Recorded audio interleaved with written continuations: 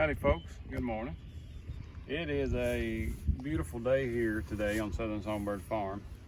After our big splurge of rain, it kept us from getting home from work and got everything good and wet and muddy. The grasses have really shot up. Our hay fields have just continued to grow, and so we just wanted to do a little bit of identification on some grasses, weeds, and odd and end things around. But there's I got a spot right here. I want to show you some stuff that people will see in their yard and be like, oh my gosh, it's weeds. And they may be considered weeds, but our chickens will eat them. Chickens love dandelions. Some of the plantain and stuff like that. Cows love them.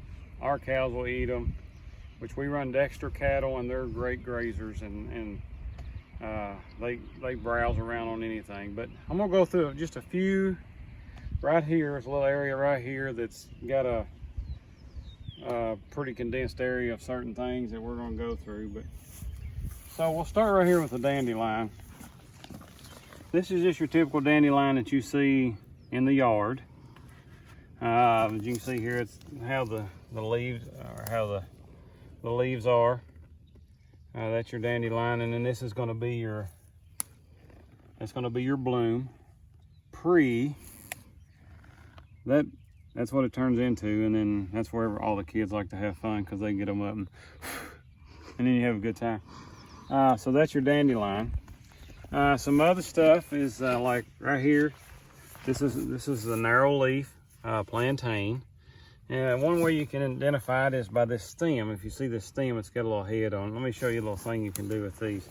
And for all you children out there, if you want to do this, if you catch it at the right time, you can wrap that around and say, well, that ain't gonna do it. It's too fat, but you can wrap those around and say, pop, and they'll shoot it when it's out.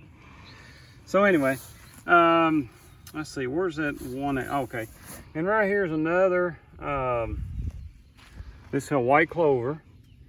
A lot of people use it. You see people, deer, they'll plant it for deer and that kind of thing. A lot of people be like, oh my god, it's weed, but whatever. But it's actually a decent pasture. We have a lot of this in our pastures, along with we have a lot of red clovers and Clemsons in our pastures.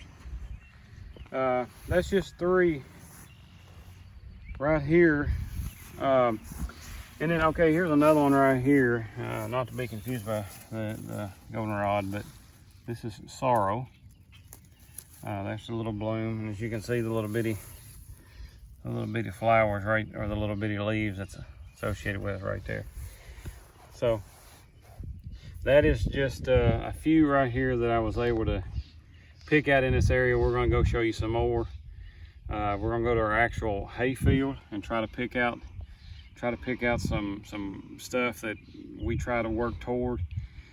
When you find ground that is, the pH is all messed up, or it's too acidic, or it's too alkalytic, or whatever, then you're gonna have certain weeds and certain things. Like, I'm gonna show you one weed that loves wet. If it's wet soil and it's depleted soil that's just not got good nutrition and not good balance, then you're gonna get this stuff in it. All right, so I got one correction. So the little yellow flower I showed, this right here is wood sorrel. It's actually called wood sorrel. All right, so I come over here to another area. There's a few things I want to show you here. I've got a little patch of woods. It's under our little patch of woods here, under these trees. It stays a little bit wet, and so there's a couple things I want to show you here real quick. All right. And one thing is this right here. This is probably a blackberry. It's blooming. Now everybody enjoys going out to a blackberry patch and picking blackberries, and they're great if they're controlled. But if you let a pasture go, and if you don't pasture it, and if you don't graze it regularly, and you don't keep them controlled, they'll just keep jumping and going, and the next thing you know, you'll just have a bunch. Okay, another one right here around the blackberries. They don't necessarily grow together, but that was just here. Because there's one here called a cleaver. It's cleavers, and you can be identified by that. It's got a square stem, and also if you run your hand across it, it feels like sandpaper. And that stuff is very invasive.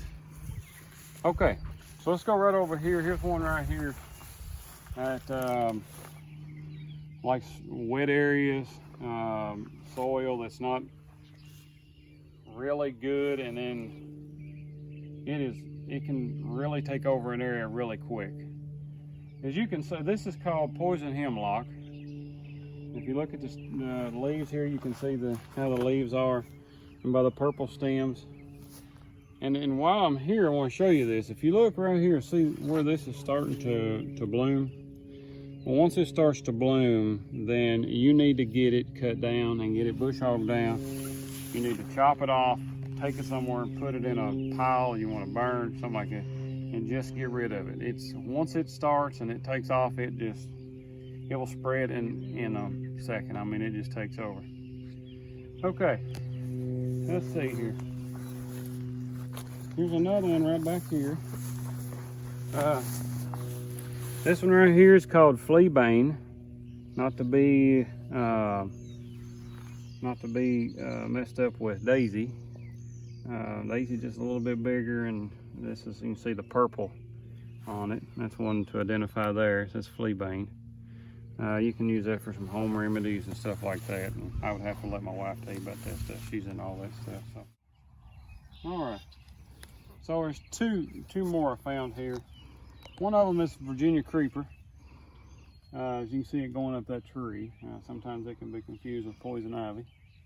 Way to identify is if you look, poison ivy is a 3-leaf. It's actually a 5. So, but what I will say about this, if you let it go, it will continue to climb trees and climb trees and climb trees. And I'll pull that one off. If you don't get rid of it, what it does, eventually it'll just go out on your limbs and it'll smother your tree out. And then the other one here is called chickweed. This is one, you can identify this one at your sidewalk. But out in pasture, it gets real big. You know, chickens will eat it. You can throw it in, they'll eat around on the seeds and stems and stuff.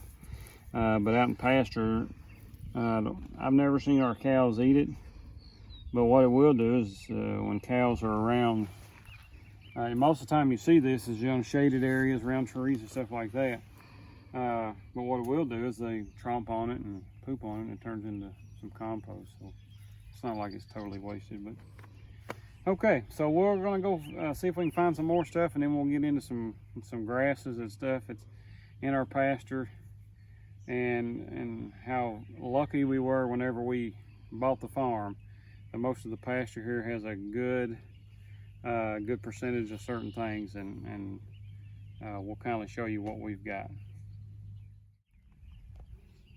All right, so come to a different part on the farm here. I'm in an area where a water line was put in, so it's disturbed, and so we've got grass and weeds and a little bit of everything in here. So here's one thing right here I want to show you. It's called red dead nettle. It can be used for home remedy stuff. It's about out of season. That'll clear up here probably around June. It'll be gone. Another one, I want to show you the fescue, and everybody, the Kentucky 31 fescue. So let's see here. Let me find a good spot. This right in here is your fescue, and you'll see these heads, the fescue heads. Here's some bigger ones. If you look right here, that's fescue head seed. They stem up, and see here. Okay, here's another one. You'll see these little heads, and they should turn color. I'll get some more over here to show you, but that's the Kentucky bluegrass. Very dark in color. Okay, here's some. Let's walk right over here, and let's see. Here's some white clover. We didn't talk about it, but here's some white clover.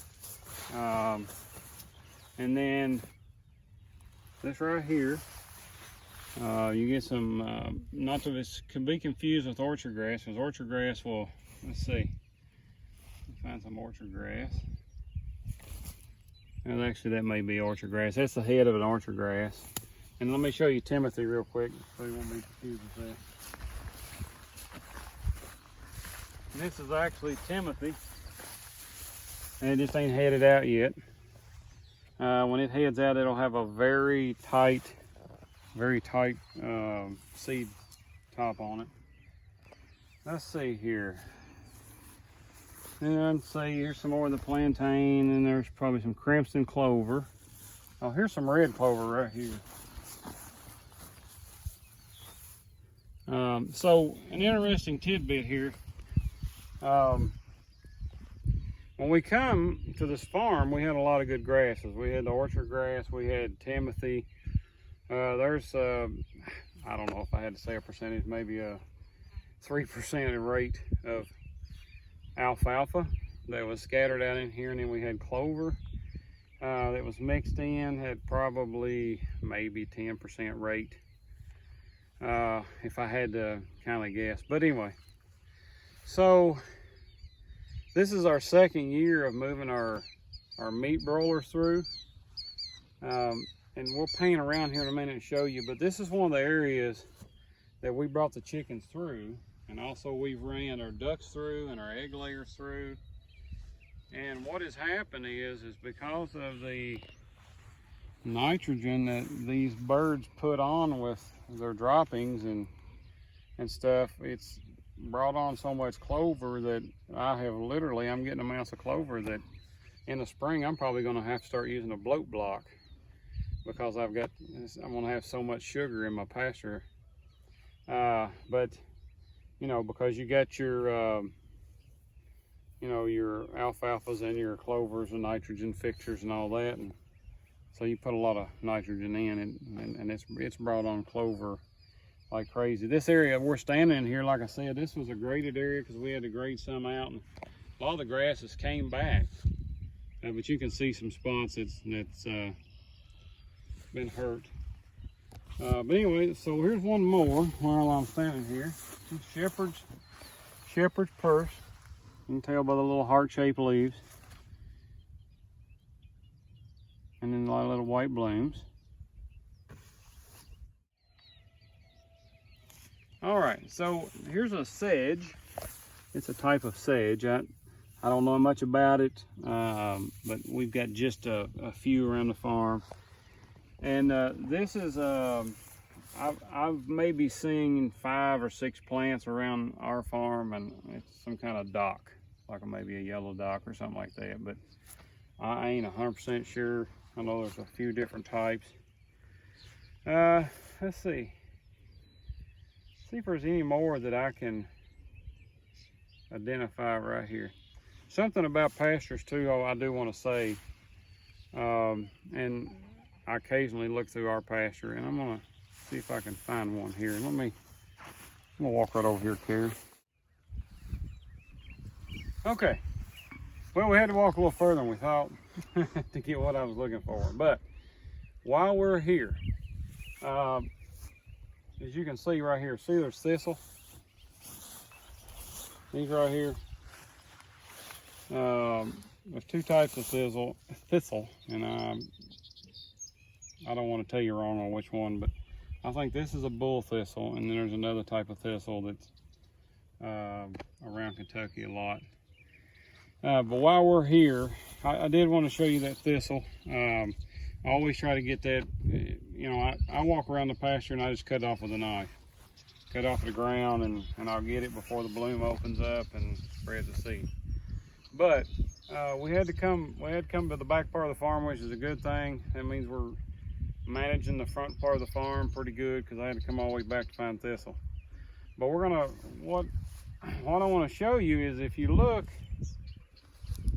at through this area right here, you'll see how this hemlock, there's just occasional ones, and then if you look up, there's a little wet spot up through here. If you look up through there, that's kind of thinned out a lot. And then also right over here, you see this. Now, this is thinned out quite a bit too. When we moved here, this place right here behind me and this place over here to the right, both those places were probably covering, I don't know, that's probably 150 feet long, 50 foot wide, and there was nothing but hemlock. No grasses, nothing, just hemlock. So it had taken over. So what I did to kind of, and it is, we don't know to what extent or how much. I've talked to an extension agent. The hemlock can be poison to cows and animals and that kind of thing, but they try not to eat it unless they have nothing else to eat, and then they will. But the way that I kind of try to start managing this is this part over here, that's where I fed. This past winter, or 2 winters ago, I fed over here. It's where I fed my roll bales. So when in feeding, what I was doing is put down organic matter and the seed out of the roll bales to try to work it out. And then up here, this is this past year, and we'll walk up here. But you know, whenever you feed your roll hay, there's several different methods and several different ways that you can do it. I'm going to try to roll some out next year or this next winter, but this is the feeding area for this year. This whole area that you see here where feed rolls are, where the rolls have been, this was all nothing but the hemlock. So because we've concentrated the hay on top of it, it's breaking down the organic matter. It's got all the manure in it and all the stuff that the cows do for it, the trampling and working it over. So as you can see, there's some grasses that has came back. And what I want to point out is this past winter's feeding. So all the grasses that have come back, now there's still some weeds mixed in and still some hemlock. But that's what we did here, is we managed to feed on these areas to try to send them out and to control them. I've got another one on the very back part of the farm. And this area that I'm in is the worst part. There's probably, I don't know, probably 2 or 3 acres in all here that we're really gonna have to manage to get nothing but grasses, and we'll get there. And so just wanted to show you some identification on some weeds. And once we may get into some of the nutritional value and stuff like that, I don't know. That's a lot of information, and you know. But you all have a good day, folks, and we'll talk at you later.